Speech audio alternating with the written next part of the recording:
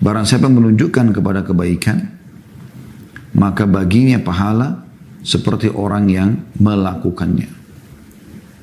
Anda sampaikan untuk ngajak anak-anak muda yang tidak sholat untuk sholat, keluarga yang tidak sholat untuk sholat, yang tidak tutup aurat untuk tutup aurat, yang masih makan tangan kiri, minum tangan kiri, Anda ajarkan supaya mereka ke tangan kanan, dan seterusnya. Bermula dari hal-hal yang kecil aja, yang termudah, terutama yang kita punya ilmunya ya, dan terutama lagi ya, kalau kita sudah mengamalkan, maka kita akan panen pahala dia. Allahu Rabbi wal Islam dini wa Muhammadan Rasulullah. Dan kita akan masuk teman-teman pada siang ini, semoga Allah berkahi, judul yang baru yaitu jangan tinggalkan dakwah. Teman-teman sekalian, berbicara masalah dakwah atau menyampaikan agama Allah subhanahu wa ta'ala dan menyerukan kebenaran ini kepada seluruh manusia adalah kewajiban setiap muslim. Setiap orang di antara kita memiliki peluang yang sangat besar agar dia bisa meraih keutamaan dalam mendakwakan agama Islam. Tentu yang dia dakwakan adalah sesuatu yang sudah dia pelajari, walaupun ilmunya sedikit. Dan terlalu banyak keutamaan dalam menyampaikan agama Allah subhanahu wa ta'ala ini yang harusnya menjadi skala prioritas bagi setiap muslim dan muslimah. Dan bagaimana dia menjadi da'i atau da'iyah, penyeru yang menyampaikan agama Allah sampai ke pelosok-pelosok muka bumi ini dengan apapun yang Allah mudahkan. Kayak di zaman sekarang medsos, ada Instagram, ada Facebook, ada YouTube, dan ada Twitter, dan seterusnya. Ya, dengan berbagai macam nama dan variannya. Juga tentunya ada orang yang fokus dakwah melalui media-media yang lain, media cetak misalnya. Begitu juga ada orang yang fokus ke WA, di grup-grup WA. Ya. Ada orang yang fokus mungkin berdakwah di sekitar dia, teman-teman di kantor, kerabat-kerabat dekat, dan seterusnya. Nah ini teman-teman sekalian adalah upaya yang sangat baik. Ya. Upaya yang sangat baik. Dan jangan sampai syaitan mempermainkan Anda sehingga Anda selalu hanya ingin menyelamatkan diri sendiri. Di kesempatan ini kita akan bahas nanti tentang masalah jangan tinggalkan dakwah. Dan pertanyaan sederhana, apakah dakwah itu hanya khusus boleh disampaikan oleh orang-orang yang sudah sampai pada tingkat ulama, atau setiap orang bisa berdakwah? Nanti akan kita lebih dalam membahas masalah. Namun sebelumnya saya akan coba membacakan beberapa dalil-dalil tentang masalah keutamaan berdakwah itu. Ya. Bermula dari hadis yang diriwayatkan oleh At-Tirmidzi, dan hadis ini disahihkan oleh Al-Albani rahimahumullah. Sabda Nabi SAW, Inna Allah wa malaikatahu wa ahlas samawati wal ardi hatta namlata fi juhriha wa hatta al-huta la yusalluna ala muallimin nasil khair. Sesungguhnya Allah, seluruh malaikat-malaikat, penghuni langit dan bumi, sampai seekor semut dan ikan di lautan mendoakan orang yang mengajarkan kebaikan kepada manusia. Anda bisa renungi teman-teman dalil yang pertama ini, bagaimana besarnya keutamaan menyampaikan dakwah. Dan dakwah bisa dimulai dari hal-hal yang kecil. Anda misalnya sudah rutin sholat 5 waktu. Dan Anda sudah tahu keutamaannya. Mungkin sisi syar'i yang lain Anda belum tahu, atau masih sedikit ilmunya. Misal masalah haji, masalah jihad, bab-bab yang lain Anda masih lemah di situ. Tapi dalam sholat Anda komitmen mengerjakannya. Di sini Anda sudah bisa berdakwah, tapi di bab yang Anda sudah kuasai ini. Jadi masuk dalam umumnya sabda Nabi SAW, Ballighu anni walau ayat. Sampaikan dariku walaupun sebuah ayat. Tentu ada batasan, tidak boleh seseorang itu berdakwah, dia menyampaikan apa saja walaupun dia tidak punya ilmunya. Ini juga bisa berbahaya karena dia akan menyebarkan sesuatu yang salah nantinya. Ya. Oleh karena itu teman-teman sekalian, keutamaan ini luar biasa. Sudah seharusnya setiap muslim dan muslimah terus mempelajari agama Allah, menekuni bab demi bab dari permasalahan agama ini, dari syariat Allah Subhanahu wa taala, kemudian dia mendakwakannya. Keutamanya luar biasa. Sesungguhnya, saya ulangi, Allah. Sebenarnya sampai sini sudah cukup ya. Allah sudah cukup. Karena Allah itu maha kuasa, maha luas ilmunya, maha luas rahmatnya, maha pengampun, penerima taubat hamba-hambanya, maha pengasih, maha penyayang, maha semuanya. Kalau saja hadits ini cuma sampai sesungguhnya Allah akan meluaskan rezeki, mengaruniakan apapun yang dibutuhkan dan diminta oleh orang yang mengajarkan kebaikan, sudah cukup. Tapi Anda bayangkan dengan Anda mengajarkan kebaikan, sebuah hadis, sebuah ayat, sebuah kisah, tapi sahih, benar. Ya. Kemudian menjadi penyebab orang lain mendapatkan hidayah. Maka masuk dalam hadis ini. Sesungguhnya Allah. Ditambah lagi, seluruh malaikat. Tidak terkecuali. Ya. Di sini dikatakan, wa malaikatahu. Ini jamak ya. Karena malaikat jamak daripada malak. Artinya seluruh malaikat di sini. Ditambah lagi wa ahlas samawati wal ard, dan seluruh penghuni langit dan juga penghuni bumi. Semuanya ini. Jumlah malaikat miliaran jumlahnya. Begitu juga dengan penghuni langit. Bintang-bintang yang miliaran jumlahnya. Dan Allahu alam ada ciptaan Allah apalagi di sana. Begitu juga penduduk bumi. Tanah, batu, air, mungkin bagi Anda batu benda mati. Tapi jangan lupa, ada batu yang mengucapkan salam kepada Nabi SAW di fase Mekah dulu. Dan pernah beliau bertanya SAW kepada Jibril AS dan berkata, saya dulu waktu di Mekah sempat mendengar ada ucapan salam, Assalamualaikum ya Rasulullah. Namun saya tidak lihat orang-orang. Maka kata Jibril AS itu adalah batu yang mengucapkan salam kepada Anda wahai Muhammad sallallahu alaihi wa ala alihi wa sahbihi wasallam. Seluruhnya. Lalu dikatakan sampai semut. Anda bisa bayangkan semut. Semut ini teman-teman, ya, bukan mustahil populasinya lebih banyak dari manusia. Karena postur mereka kecil dan banyak sekali kan. Kalau kita temukan di lubang-lubangnya itu. Mungkin mereka lebih banyak daripada jumlah manusia. Andai saja mereka sejumlah manusia saja. Populasi kita sekian miliar manusia ini. Maka sudah cukup. Semua semut. Kemudian ikan. Yang juga tidak kalah jumlahnya banyaknya dibandingkan manusia. Bahkan mungkin lebih banyak. Semuanya itu. Artinya tidak terkecuali lagi dari Allah sampai ke seluruh makhluknya. Semuanya mendoakan kebaikan. Kalau Allah memberikan kebaikan, tapi malaikat-malaikat, penghuni langit, penghuni bumi, semut-semut di lubangnya, bahkan sampai ikan-ikan di lautan, ya. Dan semut ini mewakili semua hewan-hewan gitu kan. Penyebutannya seperti itu kurang lebih. Semuanya memohon ampun untuk mendoakan kepada Allah Subhanahu wa taala agar orang ini diberikan kebaikan. Anda bayangkan hanya dengan sebuah hadis, Anda misal melihat ada seseorang melakukan kesalahan. Anda tahu itu adalah perbuatan salah. Misal seorang wanita muslimah, dia melihat ada seorang wanita yang lain tidak berhijab. Kemudian dia tahu kalau hijab ini wajib dalam Islam. Mungkin dia tidak menghafal dalilnya. Mungkin ada dalil yang dia tidak hafal misalnya. Tapi dia tahu ini kewajiban. Dia bisa membahasakan misalnya, setelah Assalamualaikum warahmatullahi wabarakatuh, apakah Anda muslimah? Dia mengatakan iya benar, baik. Apakah Anda belum tahu kalau dalam Islam itu setiap muslimah diwajibkan menutup aurat? Misal, hanya dengan bahasa begitu. Biasa syaitan akan membisikkan kita supaya takut untuk menyampaikan. Takut untuk meluruskan kemungkaran. Takut untuk menyampaikan yang ma'ruf atau diperintahkan dalam agama. Dan biasanya standar. Nanti dia tersinggung.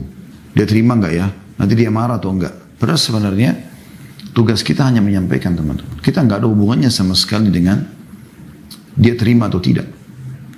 Begitulah perintah Allah SWT kepada para rasul alaihi wassalatu wassalam, termasuk Nabi Muhammad SAW. Tugasnya mereka hanya menyampaikan. Dan ada beberapa ayat Al-Quran yang menyinggung bagaimana Nabi SAW disuruh tidak usah berfikir tentang masalah orang-orang yang menolak dakwah. Beliau sempat sedih karena Abu Talib, pamannya, beliau ajak untuk mengucapkan La ilaha illallah di akhir hidupnya. Lalu kemudian Abu Jahal dan beberapa temannya datang di atas kepala Abu Talib, sudah mengatakan, hai Abu Talib, kalau seandainya kau ucapkan apa yang ponakanmu bilang ini, kami akan menghinamu selamanya. Maka dia pun mengatakan, aku di atas keyakinan kaumku. Kemudian dia meninggal. Nabi SAW sempat sedih. Allah turunkan firman yang masyhur, A'udzubillahi minasyaitonirrajim, innaka la tahdi man ahbabta, walakin Allah yahdi man yasha. Sesungguhnya hai Muhammad, kau tidak bisa memberikan petunjuk kepada orang yang kau cintai, tapi Allah memberikan petunjuk kepada siapapun yang dia inginkan. Maka kita tugas hanya menyampaikan. Masalah orang itu terima atau tidak terima itu urusan nanti. Dan berapa banyak teman-teman sekalian orang yang hanya menyampaikan sebuah hadis, dia coba berdakwah apa yang dia ketahui, tapi syaratnya benar ya, supaya jangan anda justru terbalik menjadi dosa kalau orang melakukan perbuatan yang salah. Kemudian orang-orang yang didakwah itu ternyata ada yang menjadi ulama besar, bukan mustahil itu ya. Banyak terjadi seperti itu. Saya subhanallah sering ketemu dengan beberapa orang yang saya lihat Masya Allah mengajar di masjid sana sini, mengajar Al-Quran, mengajar agama, sampai ada yang luar negeri, bertugas di luar negeri, ada juga yang dalam negeri, yang sampai menjadi sosok-sosok yang dikenal Masya Allah di tengah-tengah masyarakat, pengikutnya banyak, orang banyak menjadikan dia sebagai panutan. Subhanallah, pada saat ketemu duduk lalu ada yang mengatakan kepada saya, Ustaz, antum lupa ya siapa ana? Saya juga bingung gitu. Iya akhi, betul lupa. Dia bilang, ana murid antum, pernah antum ajar ana. Saya bingung gitu. Saya nggak ingat orang ini, kapan saya pernah ajar dia gitu. Dan saya tidak pernah merasa diri saya ini sebagai seorang alim. Saya seorang dai. Sebagaimana yang sedang kita bahas, ada beberapa hal yang saya ketahui, saya berbagi. Saya juga masih punya banyak kekurangan. Kita masih kembali kepada ulama-ulama besar. Kita hanya menyampaikan apa yang bisa kita sampaikan. Kita bukanlah seseorang yang mufti yang bisa menyampaikan semua hukum. Tidak. Saya bacakan buku, apa yang saya tahu saya berbagi, yang teringat dari hadis. Coba kita berdakwah, menyampaikan itu. Tapi subhanallah, ternyata efeknya sangat luar biasa. Tergantung kalau anda ikhlas, efeknya seperti ini. Saya langsung tiba-tiba kadang-kadang sedih kalau mengingat seperti ini. Karena ternyata ada orang yang subhanallah, mungkin hanya kita sampaikan sebuah kisah, sebuah hadis, dia berubah. Dan berapa banyak Masya Allah netizen kita juga membahasakan masalah itu. Yang Masya Allah mungkin mendengarkan satu cuplikan, satu ceramah, satu ayat, satu hadis, penjelasan tentang kisah-kisah orang-orang soleh. Lalu dia hijrah, dia berubah gara-gara itu. Subhanallah, saya sering bahasakan ke teman-teman di kantor. Mungkin saya menyampaikan ceramah. Antum sibuk dengan mengedit, sibuk mengatur jadwal. Antum juga dapat pahalanya. Semua ini peluang-peluang yang luar biasa gitu. Kita tidak pernah tahu siapa yang akan Allah berikan hidayah. Mungkin di antara mereka yang hadir menjadi seorang ulama besar satu waktu nanti. Abu Hanifah rahimahullah itu mulai belajar agama di atas umur 30 tahunan. Dan beliau awal sebabnya mau belajar itu gara-gara beliau pernah sholat. Nah, beliau berdagang sutra di pasar di Irak. Beliau sholat. Ternyata sholatnya gerakannya ada yang salah. Kemudian ditegur oleh seseorang. Lalu kemudian dia mulai pada saat itu tersentuh mengatakan, masa di umur seperti ini saya pun sholat aja masih salah. Maka gara-gara itu menjadi cambuk bagi beliau. Kalau tidak salah umur itu 35 tahun ya. Jadi cambuk buat beliau untuk mulai belajar agama. Dan saking giatnya belajar agama sampai menjadi salah satu dari ulama madhab 4 itu. Bahkan beliau terkenal Imam Abu Hanifah dari 4 ulama ini. Imam Abu Hanifah yang dikenal dengan madhab Hanafiyah. Kemudian Imam Malik yang dikenal dengan Malikiyah. Imam Syafi'i dikenal dengan Syafi'iyah. Imam Ahmad dengan dikenal Hanabila. Ini Imam Abu Hanifah yang pertama meninggal tahun 150 Hijriah. Di tahun itulah lahir Imam Syafi'i. Imam Malik meninggal di tahun 179. Tapi Imam Abu Hanifah termasuk orang yang pertama dan di masanya orang semua belajar.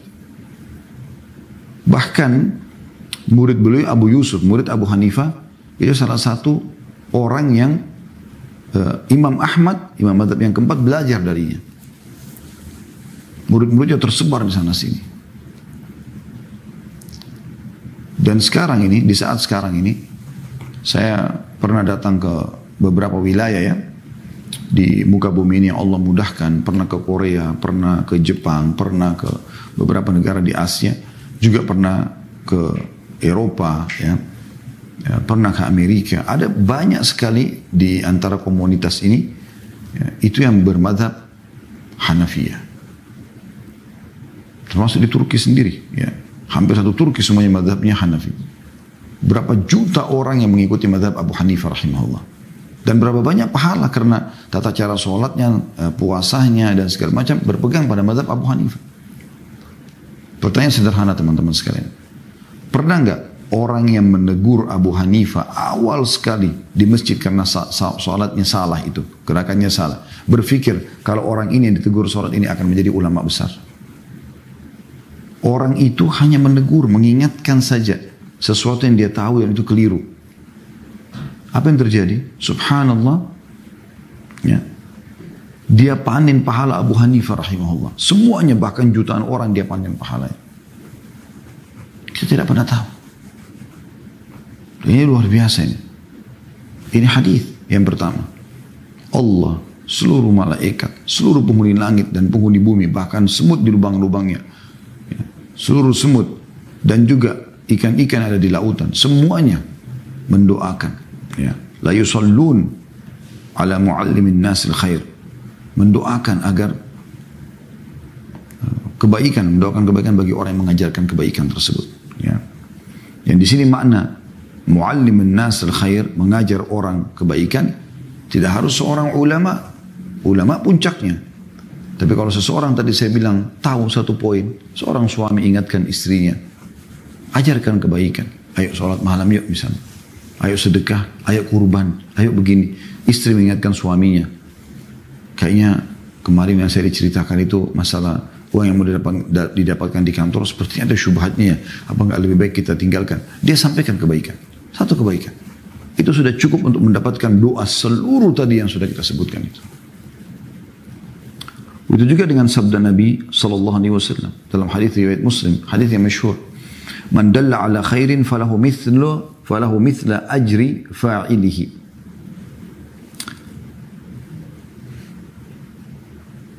Man dalla ala khairin falahu mithlu ajri fa'ilihi. Barang siapa menunjukkan kepada kebaikan, maka baginya pahala seperti orang yang melakukannya. Anda sampaikan untuk ngajak anak-anak muda yang tidak sholat untuk sholat, keluarga yang tidak sholat untuk sholat, yang tidak tutup aurat untuk tutup aurat, yang masih makan tangan kiri, minum tangan kiri, Anda ajarkan supaya mereka ke tangan kanan, dan seterusnya. Bermula dari hal-hal yang kecil aja, yang termudah, terutama yang kita punya ilmunya ya, dan terutama lagi ya, kalau kita sudah mengamalkan, maka kita akan panen pahala dia. Dan ini saya melihat peluang yang Allah subhanahu wa ta'ala berikan kepada kita sebagai seorang muslim, bagaimana memperbanyak pahala pada hari kiamat nanti. Juga sabda Nabi SAW diriwayatkan oleh Imam Muslim, man da'a ila huda kana lahu minal ajri mithlu ujuri man tabi'ahu la yunqasu min ujurihim syai'a. Saya ulangi, man da'a ila huda kana lahu minal ajri mithlu ujuri man tabi'ahu la yunqasu min ujurihim syai'a. Barang siapa yang mengajak kepada hidayah, maka baginya pahala seperti orang-orang yang mengikutinya, tanpa mengurangi pahala mereka sedikit pun.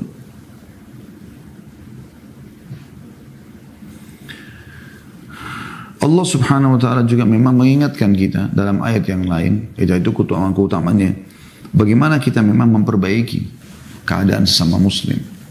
Dan ini juga ini termasuk dalam mengajarkan kebaikan, dalam berdakwah. Sesuai dengan firman Allah SWT dalam surah Hujurat, Surah nomor 49 ayat 10. Allah Subhanahu wa taala berfirman, "A'udzubillahi minasyaitonir rajim. Innamal mu'minuna ikhwatun fa aslihu baina akhawaykum." Orang-orang beriman itu sesungguhnya bersaudara, sebab itu damaikanlah atau perbaikilah hubungan antara kedua saudaramu itu. Ya. Jadi makna daripada perbaikilah hubungan antara kedua saudaramu, ya, dukung dia kalau dia berbuat ma'ruf, berbuat baik, dan larang dia kalau dia berbuat mungkar. Masuk dalam umumnya juga sabda Nabi SAW, unsur akhaka zaliman aw mazluma. Tolonglah saudaramu dalam kondisi dia berbuat zalim atau dia terzalimi. Para sahabat mengatakan, ya Rasulullah, kalau dia terzalimi masuk akal. Terzalimi kita bantu, dukung dia. Tapi kalau orang berbuat zalim, bagaimana kami mendukungnya? Kata Nabi SAW, dengan cara kau luruskan kesalahannya. Jadi semua orang bisa melakukannya. Di bagian daripada mengajarkan kebaikan, memberhentikan orang dari kejahatan dia. Tidak usah peduli orang itu terima atau tidak. Tugas kita menyampaikan. Berapa banyak orang taubat di tangan seseorang yang berusaha menyampaikan saja. Syaitan sering, teman-teman, kalau kita bertemu dengan seseorang dan kita ingin mendakwanya, maka dia akan membesar-besarkan permasalahan. Kayaknya orang itu sudah terlalu jauh. Kayaknya orang itu pemabuk terus, nggak bisa gini dan begitu. Dan seterusnya. Saya dulu dapat sebuah kisah, ya, saya tidak tahu kebenarannya, tapi kisah ini kisah orang yang berdakwah gitu. Ada orang di Syria, dikatakan oleh teman saya ini, kisahnya adalah dia jalan sama teman-temannya. Kemudian mereka melewati diskotik pada saat itu. Ini kisah ya, lewati diskotik. Pada saat mereka lewati diskotik, tiba-tiba 3 orang ini salah satunya mengatakan, bagaimana kalau kita dakwahi mereka ini? Maka yang 2 mengatakan, baik, kita coba. Dengan semangat mereka. Mereka pamit sama security-nya, pengen ketemu sama pemilik diskotik. Kemudian setelah diizinkan masuk ke dalam, dia bilang, tolong, bisa nggak kasih kami waktu sebentar aja? Matikan dulu musiknya. Ya. Kami hanya ingin menyampaikan beberapa hal saja. Ceritanya pada saat itu diizinkan. Ringkasnya begitu, diizinkan. Maka mereka berdakwah. Subhanallah, 3 orang ini gerilya menyampaikan dakwah di sini, menyampaikan dakwah di sana gitu. Sampai salah satunya yang punya ide ini melihat ada orang badannya besar pegang botol khamr. Kemudian dia datangi. Mungkin kalau kita bayangkan teman-teman, kalau posisi kita di orang ini pasti akan memecahkan botolnya, mungkin akan menghantamkan di kepala kita. Dan ternyata betul orang itu tadinya waktu saat didekati dia mecahkan botol. Tapi subhanallah, dai ini tidak peduli dengan itu. Dia hanya datang dan mengatakan, saudaraku, sesungguhnya apa yang kamu pegang ini, khamar ini, dulu pernah dipegang oleh sahabat-sahabat Rasulullah. Sebagian mereka dulu, masa jahiliyah. Umar bin Khattab pernah mabuk. Beberapa orang dulu juga pernah mabuk. Tapi mereka kembali kepada Allah Subhanahu wa ta'ala. Kenapa tidak kembali kepada Allah? Mungkin bahasanya sederhana. Tapi ternyata bagi pelaku-pelaku maksiat efeknya sangat besar. Tiba-tiba orang tersebut menangis lalu mengatakan, kalian tidak membiarkan kami di masjid, kalian mendakwahi kami, di sini pun kalian mendakwahi kami. Bawa saya. Lalu kemudian dirangkul tangannya, dibawa keluar dari diskotik tersebut. Tentu saya tidak mengatakan, ayo kita masuk ke diskotik, dakwahi mereka. Bukan. Tapi kita melihat bagaimana sebenarnya kalau ada upaya yang kita lakukan, bisa saja Allah berkahi. Ya. Mungkin seseorang hanya melakukan kesalahan sederhana di mata dia. Tapi kita kena ingatkan, subhanallah mungkin bisa jadi baik. Contoh misalnya orang makan dengan tangan kiri. Dan Anda cuma ingatkan, siapa tahu setelah itu subhanallah, dia berubah. Semenjak dia berubah sampai dia meninggal nanti, Anda akan panen pahalanya. Kenapa? Apa susahnya gitu? Mencari pahala seperti ini. Dan juga Nabi SAW mengatakan makna daripada wa aslihu baina akhawaykum bisa masuk dalam hadis Nabi SAW riwayat Bukhari Muslim, mathalul mu'minina fi tawaddihim wa ta'atufihim wa tarahumihim mathalul jasad idza ishtaka minhu udwun tada'a sa'irul jasad bil humma was sahar. Perumpamaan kaum muslimin dalam saling mencintai, menyayangi dan saling peduli bagaikan satu tubuh. Bila salah seorang atau salah satu anggota tubuh darinya mengeluhkan kena penderitaan, kena sakit, misal jari kita kena potongan silat atau pisau, maka seluruh tubuh akan mengundang untuk demam dan begadang karenanya. Jadi memang kita tidak boleh teman-teman membiarkan saudara kita dalam kondisi mereka itu sesat misalnya, salah. Kalau kita sudah sampaikan dia tidak mau dengar, itu terserah dia. Berapa banyak orang juga subhanallah di awal didakwahi nolak, tapi setelah itu mereka masuk Islam, mereka bertobat. Ya, bagaimana Ikrimah bin Abi Jahal radhiyallahu anhu benci sekali dengan Islam, bahkan bersama ayahnya Abu Jahal selalu memerangi Islam dari awal Islam. Setelah Nabi SAW takutkan Mekah, ya, masih butuh waktu beberapa lama lagi kemudian baru dia bisa masuk Islam. Setelah dia lihat kelembutan Nabi SAW, kebenaran isi Al-Quran. Begitu juga dengan Safwan bin Umayyah bin Khalaf, ayahnya sama Abu Jahal, mati dalam keadaan kafir di perang Badar. Tapi anaknya Safwan masuk Islam. Dan dua-duanya memiliki peran yang besar dalam Islam. Termasuk Ikrimah meninggal dalam perang Yarmuk. Ya. Radhiyallahu anhu majma'in. Jadi dakwah bukan harus juga bisa diterima langsung. Ada orang terima langsung pada saat, ada orang terima nanti mungkin beberapa kali kita mendakwah ini. Dan itu dilakukan oleh Nabi SAW, bagaimana beliau bersabar dalam menyampaikan dakwah. Ya. Dan tentu di sini teman-teman dianjurkan agar kita memiliki ilmu ya. Artinya di sini saya tetap ulangi, usahakan teman-teman sekalian, apa yang kita sampaikan kita sudah ketahui dan benar sumbernya, supaya jangan salah. Baik, ini kurang lebih pembukaan kita sebenarnya. Bagaimana pentingnya dakwah dan bagaimana keutamanya. Dan banyak sekali kalau kita ingin rincikan masalah dakwah. Tapi yang jelas Anda fahami, kalau Anda punya ilmunya, walaupun dalam salah satu sub bahasan dalam agama kita, apalagi Anda sudah mengamalkannya dan sumbernya benar, Anda tinggal sampaikan saja. Nasihatin, luruskan. Kalau Anda juga tidak punya ilmunya, Anda bisa mengajak seseorang itu kepada orang yang ahli di bidangnya. Misalnya teman Anda ajak ketemu sama seseorang yang ahli, ustadzah, laki-laki ke laki-laki, misalnya perempuan ke perempuan, contoh misalnya. Kemudian dinasihatin lalu dia jadi baik, Anda juga tetap dapat pahalanya. Berapa kali terjadi kami di kantor ada yang datang masuk Islam. Mereka awam, tapi karena temannya ini mau didakwahi Islam dan tertarik mau masuk Islam, maka mereka bawa ketemu dengan kami, lalu kami coba dengan sedikit ilmu ini kami nasihatin dan alhamdulillah dia mau syahadat. Jadi temannya ini panen pahalanya juga, gitu. Seperti itu teman-teman sekalian. Baik, saya akan bacakan apa yang ditulis oleh penulis di sini tentang masalah jangan tinggalkan dakwah. Salah satu hal yang harus diperhatikan pada saat Anda sudah hijrah, karena kita bahas tentang kiat-kiat hijrah meninggalkan kemaksiatan menuju kepada ketaatan, ya, dan istiqomah dalam ketaatan. Bagaimana Anda setelah hijrah, Anda juga semangat berdakwah. Karena semangat berdakwah ini teman-teman sekalian akan membuat kita selalu bisa istiqomah. Karena kan kita selalu sibuk untuk menyampaikan kebenaran. Kita pun akhirnya menikmati itu. Dan dengan itu tertepis dengan sendirinya perbuatan dosa. Saya akan bacakan di halaman 118-nya. Kata penulis, jangan tinggalkan dakwah judulnya. Pemuda yang melakukan kemaksiatan, tanda kutip, demikian pula kita semua.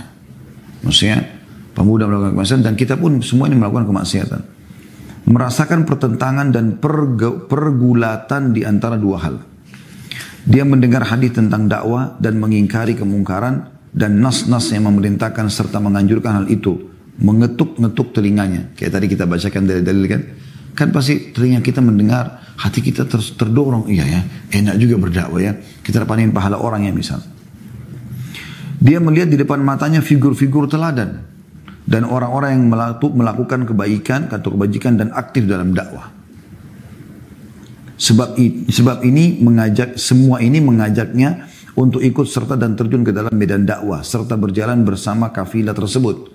Sebab waktu dan umur itu tidak akan pernah menunggu. Artinya setelah Anda melihat para dai-dai, para ikhwah, para akhwat kita yang sudah mulai hijrah, mereka coba menyampaikan agama Allah ini, maka kita juga jadi terdorong kan. Itu umumnya begitu. Bahkan kita jadi semangat untuk menyampaikan ini. Kata beliau, saat semangat dalam jiwanya menggebu-gebu dan siap diaplikasikan menjadi kesungguhan, perbuatan dan sikap, muncullah suara lain yang mengoyaknya dari dalam dirinya seraya berkata kepadanya. Dan ini bisikan syaitan. Apa bisikan tersebut? Apa ini? Apakah kamu akan berdakwah untuk mengajak manusia kepada agama Allah sedangkan kamu sendiri masih kotor dan banyak dosa? Dakwah dan membela agama adalah kedudukan mulia dan derajat tinggi yang tidak layak untuk orang-orang sepertimu. Orang-orang yang banyak melakukan kesalahan. Lebih baik kamu berdakwah kepada dirimu sendiri, menyuruhnya berbuat kebajikan dan mencegahnya berbuat kemungkaran. Udah buat dirimu sendiri aja. Ada kalanya suara ini menang sehingga dia mengurungkan niatnya dan menunda untuk fase berikutnya. Karena Anda kalau mau berdakwah nanti Anda butuh ilmu, maka Anda akan belajar kan gitu. Anda tidak akan ke fase itu, karena Anda sudah cut diri Anda dari awal. Bisa dilihat bagaimana perilaku ini dipengaruhi oleh tekanan syar'i. Ya. Jadi seakan-akan ini adalah dalil syar'i, gitu kan? Bahwasanya kamu belum layak. Itu khusus untuk orang-orang yang kelasnya memang ulama-ulama gitu. Dan bahwa perasaan berdosa menyebabkan dirinya urung memasuki medan dakwah tersebut. Mencapai hasil yang langsung dengan kesalahan dan kebenaran suatu ucapan adalah logika yang tertolak. Artinya begitu muncul di benak Anda bisikan seperti langsung Anda membenarkan, ini tertolak secara akal. Baik secara syar'i maupun secara akal. Harusnya kan dicerna dulu. Karena itu pernyataan tersebut harus ditimbang dengan nas-nas syariat dan logika akal yang kokoh menurut timbangan syariat. Mungkin benak Anda, wahai saudaraku yang mulia, cukup mampu untuk mendiskusikan masalah ini. Kita katakan, dan kepada Allah kita meminta taufik dan kepadanya kita meminta pertolongan yang pertama. Jadi beliau cuma menjawab syubhat ini. Banyak orang tidak mau berdakwah karena dia merasa dirinya kotor, penuh dengan dosa. Siapa sih saya gitu kan? Kata beliau yang pertama untuk menepis ini, tidak diragukan lagi bahwa perkataan yang tidak dibuktikan dengan perbuatan adalah perbuatan yang tercela. Jadi misalnya orang suruh sholat tapi dia tidak sholat itu memang tercela. Menurut Al-Quran dan As-Sunnah serta pernyataan generasi salaf umat ini. Berada daripada dalil Al-Quran misalnya dalam surah As-Saff ayat 2 sampai ayat 3 yang berbunyi a'udzubillahi minasyaitonirrajim ya ayyuhalladzina amanu lima taquluna ma la taf'alun kabura maqtan 'indallahi an taqulu ma la taf'alun. Wahai orang-orang beriman, mengapa kalian mengatakan sesuatu yang tidak kalian kerjakan? Sangatlah besar kebencian di sisi Allah bahwa kalian mengatakan apa-apa yang tidak kalian kerjakan. Di dalam Al-Quran juga disebutkan dalam surah Al-Baqarah ayat 44. Jadi ini hardikan terhadap orang yang mengucapkan tapi tidak mengamalkan. Atamuruna an-nasa bil birri wa tansawna anfusakum wa antum tatruna al-kitab afala taqilun. Apakah kalian menyuruh orang-orang mengerjakan kebajikan sedangkan kalian melupakan diri kalian sendiri padahal kalian membaca kitab, maka tidakkah kalian berfikir? Ini dua ayat Al-Quran yang menghardik orang yang tidak mengerjakan apa yang dia ucapkan. Nah ini kan tadi bisa menjadi sebuah syubhat. Jadi orang ketakutan sendiri untuk menyampaikan dakwah. Gitu. Nanti akan dijelaskan oleh penulis. Disebutkan dalam sunnah Nabi SAW dari hadis Usama bin Zaid radhiyallahu anhuma dari Nabi SAW bahwasanya beliau bersabda yuja'u birrajuli yawmal qiyamati fayulqa finnar fatandaliqu aktabuhu finnar fayaduru kama yaduru al-himaru biraha. فيجتمع أهل النار عليه فيقولون أي فلان ما شأنك أليس كنت تأمر بالمعروف وتنهى عن المنكر قال كنت آمركم بالمعروف ولا آتي وأنهاكم عن المنكر وآتي. Seseorang datangkan pada hari kiamat nanti lalu dicampakkan di dalam neraka sehingga usus-ususnya keluar. Jadi ada orang nanti disiksa begitu ususnya keluar. Lalu dia berputar sebagaimana keledai berputar mengelilingi alat penggilingan tepung. Ya, zaman dulu orang begitu kalau mau menggiling, kalau manusia terus yang mutarin kan alat gilingan dulu masih pakai kayu gitu kan, itu kan lama. Ya, dia kalau dia aja dibuat putar di situ. Ya. Lalu para penghuni neraka berkumpul padanya seraya berkata. Tentu di sini ada footnote ya, yang dimaksud dengan berputar mengelilingi alat penggilingan tepung keledai. Sebagaimana kalau dia berputar mengelilingi alat penggilingan tepung, ada footnote nomor 87, dikatakan oleh penulis pada zaman dahulu sebelum ditemukan alat penggilingan modern, alat penggilingan hanya berupa dua batu besar yang dilubangi di antara keduanya. Lalu batu yang berada di atas diberi celah yang digunakan untuk memasukkan biji-bijian, dan padanya terdapat kayu yang diikatkan kepada punggung keledai.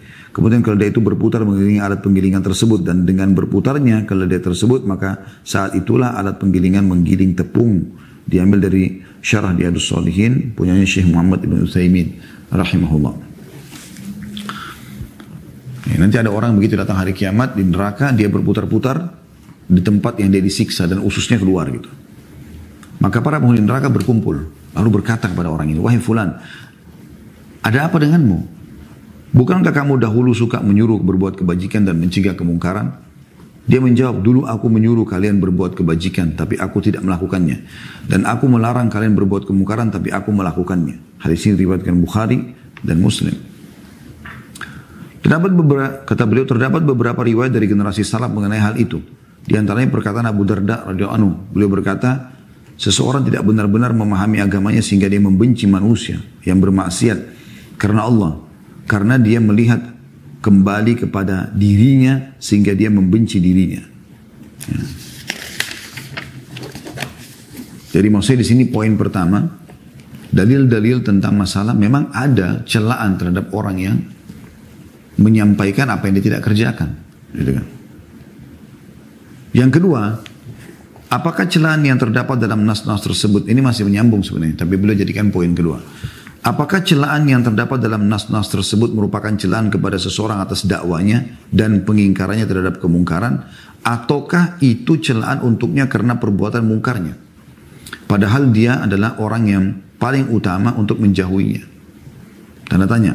Barangkali yang kedua itulah yang lebih sesuai dengan nas-nas syariat. Sebab tidak masuk akal bila seseorang dicela dan dikritik karena perbuatan baik, dan amal kebajikannya menjadi keburukan yang harus disiksa karenanya. Al-Hafidh Ibn Katsir berkata rahimahullah, memilih pengertian yang kedua. Beliau berkata yang dimaksudkan bukan mencela mereka atas seruan mereka kepada kebajikan sekaligus meninggalkannya, tapi mereka dicela karena mereka meninggalkannya. Jadi maksudnya makna daripada dalil-dalil tadi itu sebenarnya lebih kepada orang yang meninggalkan dakwanya. Dia meninggalkan yang ma'ruf. Ya. Yang seharusnya pada saat dia dakwakan dia mengerjakan. Celaannya lebih kepada itu. Dia meninggalkannya. Ya. Jadi bukan kepada, oh kalau begitu saya nggak usah berdakwah. Karena kan nanti tidak sesuai apa yang saya sampaikan. Dan dalam ayat ini juga masuk, dari ini masuk juga orang yang berdakwah atau menyampaikan agama, memang dia tidak mau mengamalkan. Dia hanya jadikan sebagai sebuah profesi biasa saja. Dia ajarin Al-Quran tapi dia nggak pernah mengaji. Diajarin orang fikih, dia sendiri tidak pernah terapkan dalam kehidupannya. Misalnya masalah fikih sholat, fikih puasa dan seterusnya, zakat, haji. Juga maksudnya, tapi di sini yang dimaksud adalah Ibnu Katsir memilih bahwasanya sebenarnya yang dimaksud dengan ancaman dari ayat-ayat dan dalil tersebut adalah mereka dicela karena mereka meninggalkannya. Jadi bukan karena mereka menyuruh pada kebaikannya. Anda ikutin poin-poin, Anda akan nanti lebih paham insyaAllah. Poin yang ketiga, kata beliau, apakah ada tak kala kita memukul rata simpulan ini, orang yang tidak pernah jatuh dalam kemaksiatan dan tidak pernah melakukan kesalahan? Tanda tanya. Manusia semuanya pernah melakukan kesalahan dan dosa. Tidak mungkin seseorang mencapai keadaan di mana dia tidak bermaksiat di dalamnya. Kemudian dapatkah kita mengatakan setelah itu bahwa seseorang tidak berhak untuk menyuruh orang lain agar takut kepada Allah karena dia pasti pernah melakukan kemaksiatan dan itu muncul karena kurangnya rasa takut kepada Allah, atau seseorang tidak berhak untuk menyuruh mereka supaya bertakwa kepada Allah padahal dia sendiri masih berbuat maksiat karena dia belum bertakwa kepada Allah Subhanahu wa taala. Ringkasnya kata beliau, ini berarti bahwa seseorang tidak boleh berdakwah dan menyuruh orang berbuat kebaikan sebab tidak mungkin seseorang dapat mencapai keadaan di mana dia tidak pernah melakukan kemaksiatan. Maknanya adalah kalau kita mengatakan, oh kalau begitu berarti dakwah ini tidak perlu disampaikan oleh orang yang pernah berbuat dosa, berumuran dosa, walaupun dia sudah tobat sekarang. Karena memang dia tidak bersih. Dakwah ini harus orang bersih. Pertanyaan sederhana, siapa di antara kita yang tidak pernah bermaksiat, teman-teman sekalian? Pasti kita melakukan dosa, kita melakukan kemaksiatan. Nah, kemaksiatan yang kita lakukan ini tidak menghalangi kita untuk berdakwah sebenarnya. Mungkin dengan kita berdakwah, kita menyampaikan, maka kita pun akhirnya taubat, kita pun kembali kepada Allah Subhanahu wa taala. Berapa banyak orang-orang yang tadinya menjadi perampok jalanan, preman, tiba-tiba tersentuh hatinya, lalu kemudian dia menasihatin teman-temannya, lalu mereka semuanya tiba-tiba berubah menjadi anak-anak yang baik. Hanya dakwah belum sampai kepada mereka mungkin. Saya pernah pergi ke Irian dan masuk ke pelosok pedalaman, subhanallah, sangat jauh. Lampu pun belum ada gitu. Kemudian saya tinggal kurang lebih dua pekan di satu desa kecil sekali. Semua serba dari kayu, termasuk masjidnya pun. Kemudian saya minta waktu kepada muslimin di sana agar hadir di masjid. Kita coba dengarin ceramah gitu ya.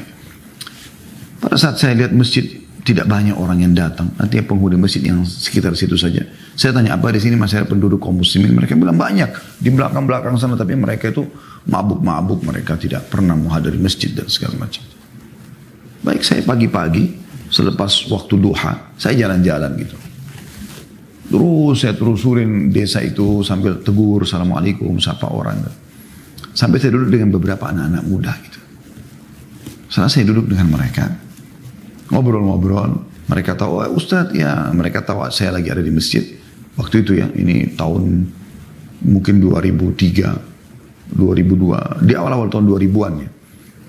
Belum ada medsos ya kita.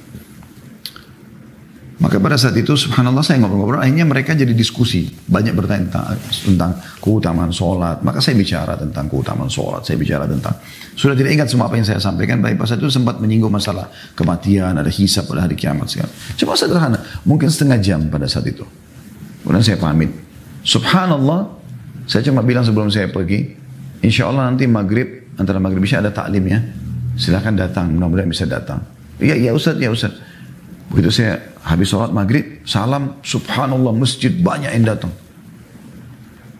Sampai pengurus masjid pada balik melihat, dan mereka tahu rupanya anak-anak muda ini nggak pernah ke masjid gitu. Kaum muslimin tidak didakwahi saja gitu. Subhanallah, saya pun punya kekurangan banyak, tapi saya coba menyampaikan apa yang saya bisa. Akhirnya kami kumpul, kami ngobrol, dan akhirnya terjadi diskusi yang cukup banyak tentang masalah agama, bertanya. Mereka jadi berubah. Alhamdulillah. Jadi kita ada upaya, Allah akan berkahi.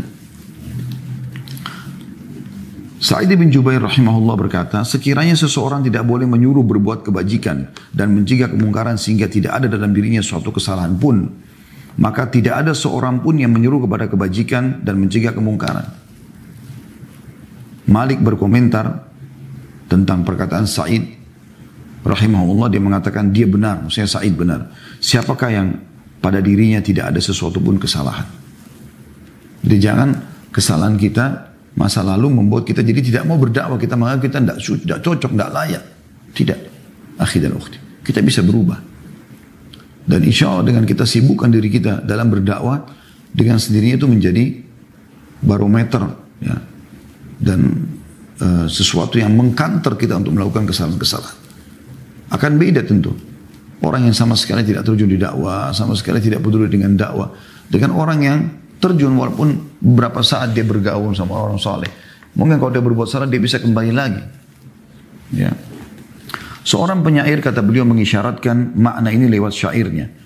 Walau lam ya'idh fin nasi man huwa mudhnibun faman ya'idhul 'asina ba'da Muhammadin. Artinya, seandainya orang yang berdosa tidak boleh memberi nasihat di tengah manusia, lalu siapakah yang akan menasihati orang-orang yang bermaksiat sepeninggal Nabi Muhammad sallallahu alaihi wasallam? Ya, artinya Nabi Muhammad sallallahu alaihi wasallam orang yang maksum. Selain daripada beliau bisa saja berbuat salah. Ya. Tapi ini tidak menghalangi kaum muslimin untuk berdakwah, untuk menyampaikan. Yang terakhir, yang keempat, kata beliau, sikap yang harus dilakukan seseorang terhadap kemungkaran ialah dua hal. Yang pertama, meninggalkan kemungkaran itu. Kalau dia lagi buat dosa, dia tinggalkan. Yang kedua, mencegahnya. Jadi tidak cukup meninggalkan. Setelah dia tinggalkan, dia cegah itu. Jangan lagi terjadi pada orang lain. Jangan juga terjadi pada dirinya lagi. Tapi pada orang lain termasuk hal yang harusnya dilakukan. Karena dia tahu efeknya, dia tahu bahayanya dosa-dosa itu. Sedangkan sikap yang wajib dilakukan olehnya terhadap kebajikan ialah dua hal juga. Yang pertama mengerjakannya. Kalau tadi kan kemungkaran dia tinggalkan, dosa, kemudian dia mencegah setelah itu. Kalau kebajikan ada dua hal juga. Yang pertama dia mengerjakannya, yang kedua memerintahkannya. Setelah dia sholat, setelah dia puasa, dia perintahkan. Tak kala seseorang meninggalkan kewajiban yang pertama, apakah kewajiban yang kedua gugur darinya? Kalau misalnya tadi dia tidak mengerjakan kebaikan, apakah dia gugur juga memerintahkannya? Ibnu Katsir rahimahullah berkata, masing-masing dari dua perkara ini, yaitu menyuruh kepada kebajikan dan mengerjakannya, adalah kewajiban yang tidak dapat gugur salah satunya dengan meninggalkan yang lainnya. Menurut pendapat yang paling benar dari dua pendapat para ulama dari kalangan salaf dan khalaf. Ya. Ini diambil dari tafsir beliau tentunya, ya, tafsir Ibnu Katsir, tafsir Quran Al-Azim, diambil dari halaman 1 atau jilid 1 halaman 129. Dengan Anda meninggalkan nasihat dan amar ma'ruf nahi mungkar lantaran Anda mengerjakan kemungkaran atau meninggalkan kebajikan itu, maka itu adalah kemungkaran yang lain tersendiri. Ya. Jadi memang berat ya kalau dikatakan orang yang berbuat dosa lalu disuruh berdakwah. Tetapi di sini teman-teman sekalian, Allah Subhanahu wa taala Maha Adil. Mungkin dia tidak mungkin ahli maksiat berdakwah di masjid, di kalangan para dai-dai. Mungkin dia berdakwah di kalangan dia, menyampaikan ke teman-temannya. Mungkin teman-temannya ada yang mendukung, sehingga ada satu sama lain yang saling mendukung, akhirnya mereka sama-sama taubat. Kan gitu. Seperti itu kurang lebih. Ya. Ini bahasan kita insya-Allah. Yang kita akan buka pertanyaan setelah ini. Dan insya Allah pertemuan akan datang kita akan masuk ke judul yang baru. Dan ini sudah di akhir-akhir buku ya. Jangan cela orang lain karena perbuatan dosanya. Ya. Ini termasuk poin yang sangat penting nanti yang bersambung sebenarnya dengan tema kita pada kesempatan ini. Jangan pernah mencela orang lain karena perbuatan dosanya. Jadi nggak usah mengatakan, kamu kan juga pezina, kamu kan juga pemabuk, kamu dulu begini dan begitu.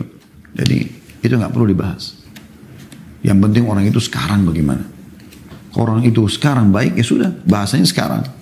Bukan masa lalu orang lain. Itu akan kita bahas lebih jauh pada pertemuan datang insya Allah. Dan setelahnya akan ada judul dari penutupan buku ini. Yang terakhir yaitu judul tentang antara kemaksiatan dan masalah. Insya Allah kita tutup tinggal 2 pertemuan lagi. Kemudian kita selesaikan buku ini dengan izin Allah Subhanahu wa ta'ala. Semoga Allah ikhlaskan niat kita insya Allah.